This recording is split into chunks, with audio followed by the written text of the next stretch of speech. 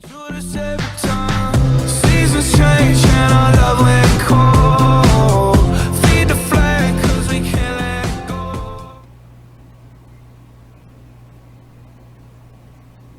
up, everybody?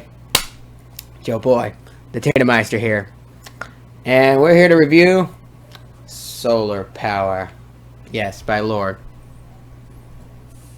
Yeah, I do apologize for the light over here. I tried to get it out of the frame, but it's kind of fucking impossible, so fucking well. But, yeah, it's a coffee cup.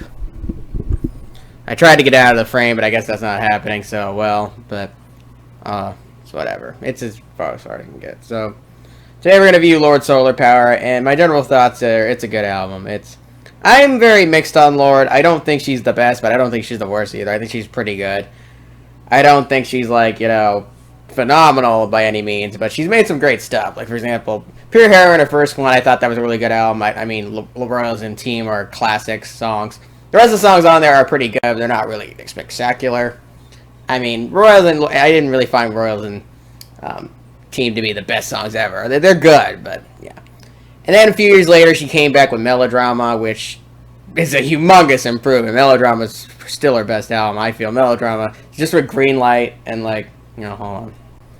It sounds like Green Light, Melodrama, Liability, Rider in the Dark, Perfect Places. I mean, there were so many phenomenal songs on Melodrama. It's an 8.7. I don't think it's, like, the best album ever, but it's definitely her best album. I love Melodrama, honestly.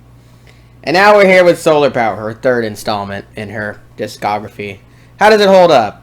Well, I mean, definitely different. Look, I still like the album, but I'm gonna get into problems.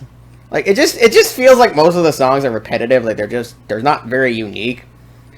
I don't know. My favorite's probably Mood Ring out of all these songs. It's the second to last song on here. It does have a vibe to it. It's very calm, chill, and definitely a lot different than their first two, which were like bass heavy, high production, epic in scale. Solar Power is much more simple, much more balanced, much more, you know, just a different type of sound.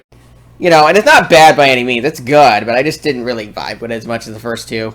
And I'm not saying it's bad. It's definitely, you know, it is their weakest album, but it's still not horrible. Like, it's good, but I don't know. I'll just play them early. So first off, we start. Pretty good intro track. And we got Solar Power. Then we got California. As you can see, it gets a little repetitive. They all kind of sound very similar, which is kind of lame considering most of her other songs don't sound similar in her first two. Which, I mean, is just my main complaint with this album. It gets boring and it comes to drag. It kind of gets a little, kind of puts me to sleep at points because it's just like, bro, I'm just hearing the same song over and over again. So it's like, bro. Anyway. Lorde has a nice voice. I mean, her voice is beautiful. I just think it just becomes repetitive. Like, Fallen Fruit's pretty good. Secrets from a Girl's really good. That's probably my second favorite after Mood Ring. And then we got Man with the Axe. It's good, but yeah, again, it gets repetitive. Then we got Dominoes. Nice instrument, nice guitar. It's just kind of, yeah. And then we got Big Star. Big Star is probably the worst song on here. It's just so freaking boring and lame.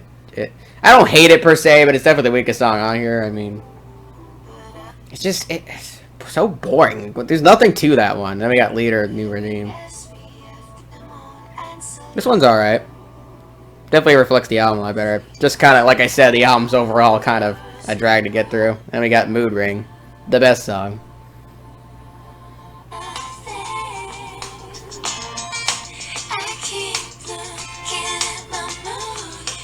Alright. Yeah, Mood Ring's one of her best songs, honestly. And then we got Oceanic Feeling.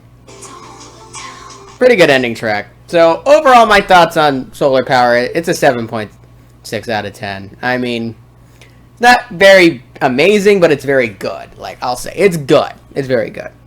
I just think it gets repetitive and boring. It's not an album I'm going to revisit a lot compared to Melodrama or Pure Heroin. But it's still pretty nice. I get what Lorde was going for here. She was going for a much more simple album, much more, you know, relaxing, calm one compared to her first ones. Because the whole, if you guys didn't know, the whole album was inspired from her trip to Antarctica. Like, she went to Antarctica. A lot of people don't know that, but yeah.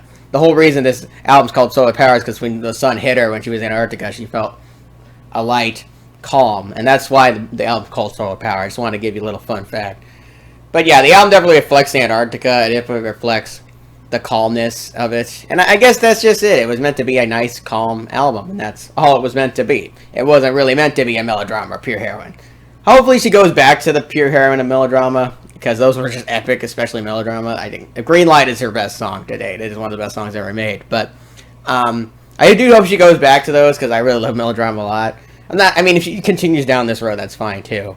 But overall, this is it for the Weakest album. It's still very good, but it's definitely one of my less good albums of the year. It's just, compared to her first two, it's just kind of, it's okay. I don't hate it. It's just kind of not for me, I guess. If you're a Lorde fan, you'll like it. It's just wasn't for me, I guess. So, yeah.